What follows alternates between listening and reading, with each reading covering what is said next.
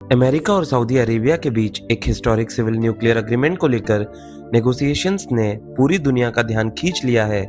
Supporters का कहना है कि ये सऊदी अरेबिया के एनर्जी फ्यूचर को बदल सकता है, लेकिन क्रिटिक्स पूछ रहे हैं क्या इससे मिडिल ईस्ट में न्यूक्लियर कंपटीशन और तेज हो सकती है। आखिर अमेरिका सऊदी अरेबिया के साथ न्यूक्लियर कॉपरेशन क्यों बढ़ा रहा है और इंडिया के लिए इसका क्या मतलब है। चलिए फैक्ट्स के साथ समझते हैं। ये मिलिट्री न्यूक्लियर डील नहीं है। इसका ऑब्जेक्टिव सऊदी अरेबिया को civilian nuclear energy programme develop करने में सपोर्ट देना है।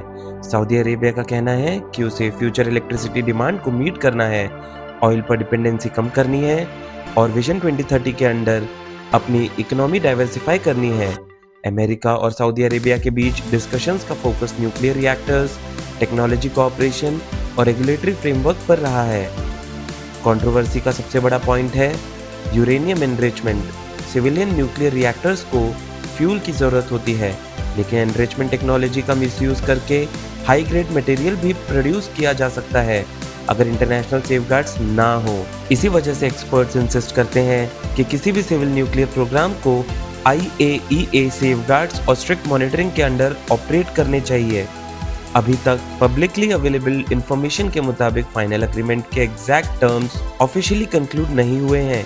अमेरिका के लिए ये सिर्फ एनर्जी कॉपरेशन नहीं बल्कि स्ट्रैटेजिक पार्टनरशिप भी है। वॉशिंगटन चाहता है कि सऊदी अरेबिया का long term nuclear programme western technology और इंटरनेशनल ओवरसाइट के साथ डेवलप हो। इससे अमेरिका गल्फ रीजन में अपना इन्फ्लुएंस भी मेंटेन रखना चाहता है। साथ ही चाइना और रशिया भी ग्लोबल न्यूक्लियर रिएक्टर मार्केट में अग्रेसिवली कम्पीट कर रहे हैं। ईरान के पास ऑलरेडी एडवांस न्यूक्लियर प्रोग्राम है। इजराइल अपनी सिक्योरिटी को लेकर हमेशा सेंसिटिव रहा है। अगर सऊदी अरेबिया अपना civil nuclear infrastructure rapidly develop करता है तो रीजनल स्ट्रैटेजिक बैलेंस पर इसका साइकोलॉजिकल और डिप्लोमेटिक इम्पैक्ट जरूर पड़ सकता है।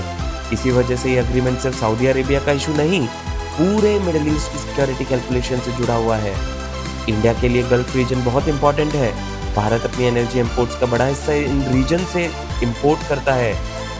अगर रीजनल स्टेबिलिटी बनी रहती है तो एनर्जी सिक्योरिटी और ट्रेड दोनों को फायदा हो सकता है। साथ ही इंडिया खुद भी पीसफुल न्यूक्लियर एनर्जी को एक्सपैंड कर रहा है, इसलिए न्यू दिल्ली गल्फ की न्यूक्लियर डेवलपमेंट्स को क्लोजली मॉनिटर करती है।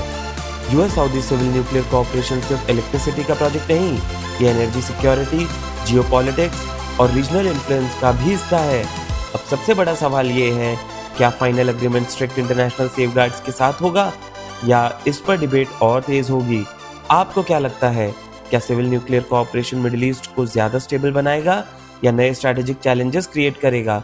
कमेंट करके अपनी राय जरूर बताएं और ऐसे ही फैक्ट बेस्ड जियोपॉलिटिक्स, डिफेंस और करंट अफेयर्स एनालिसिस के लिए जंत्र लाइव को सब्सक्राइब करना मत भूलिए।